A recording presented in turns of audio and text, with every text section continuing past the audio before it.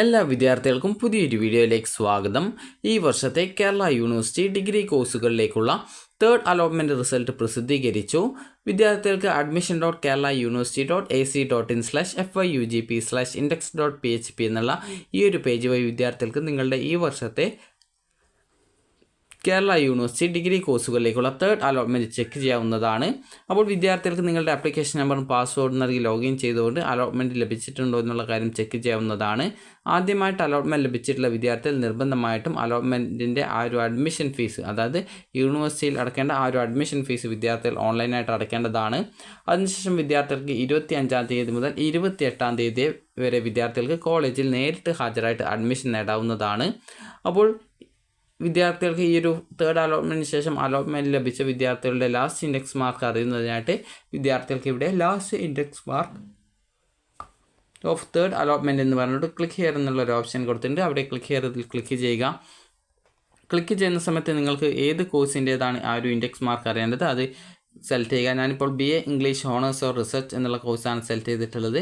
അപ്പോൾ get last index mark എന്നുള്ള ആ ഒരു ബട്ടൺ ക്ലിക്ക് ചെയ്യുന്നു. ക്ലിക്ക് ചെയ്യുന്ന സമയത്ത് ആ ഒരു കോഴ്സുള്ള ആ ഒരു കോളേജുകൾ ഏതൊക്കെയാണ്, അതുപോലെ തന്നെ അവിടെ ജനറൽ കാറ്റഗറിയിൽ അലോട്ട്മെൻറ്റ് ലഭിച്ച വിദ്യാർത്ഥിയുടെ ആ ഒരു index mark last index mark എത്രയാണ്, അതുപോലെ തന്നെ EAVA മുസ്ലിം അതുപോലെ തന്നെ OBH കാറ്റഗറിയുള്ളവരാണ് ഇവിടെ അലോട്ട്മെൻറ്റ് നേടിയിട്ടുള്ളത്. അപ്പോൾ അവരുടെ ആ ഒരു ലാസ്റ്റ് ഇൻഡെക്സ് മാർക്ക് എത്രയാണെന്നുള്ള ഡീറ്റെയിൽസ് ഇവിടെ നൽകിയിട്ടുണ്ട്. ഇനി അടുത്തതായിട്ടുള്ളത് നമുക്ക് അടുത്ത കോഴ്സ് നോക്കാം. നമുക്ക് ഇംഗ്ലീഷ് കോഴ്സ് എടുക്കാം. ഗെറ്റ് ലാസ്റ്റ് ഇൻഡെക്സ് മാർക്ക് എന്നുള്ളത് നോക്കാം.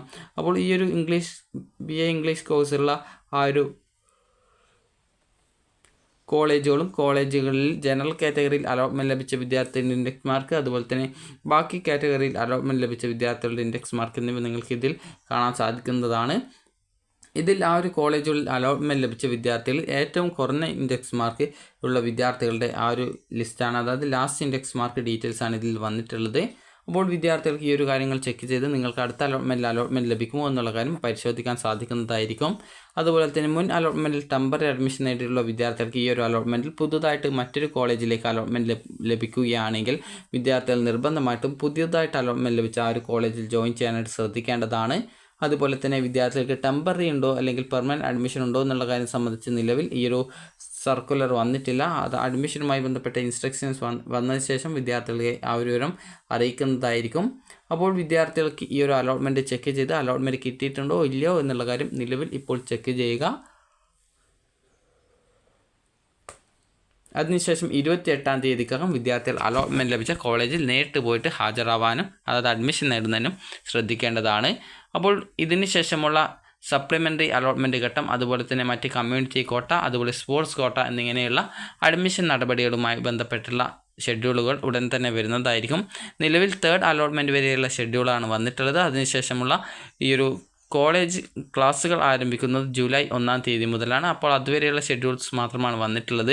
അതിനുശേഷമുള്ള അലോട്ട്മെൻറ്റ് ഡീറ്റെയിൽസ് ഒന്നും വന്നിട്ടില്ല. ഈ ഒരു തേർഡ് അലോട്ട്മെൻറ്റ് ലഭിച്ച വിദ്യാർത്ഥികൾക്ക് 28-ാം തീയതിയുടെ അലോട്ട്മെൻറ്റ് ലഭിച്ച കോളേജിൽ ജോയിൻ ചെയ്യാൻ സാധിക്കുന്നതായിരിക്കും. അപ്പോൾ ഈ ഒരു വീഡിയോ നിങ്ങൾക്ക് ഉപകാരപ്രദമായിട്ടുണ്ടെങ്കിൽ ലൈക്ക് ചെയ്യുക, ഷെയർ ചെയ്യുക. Thank you for watching.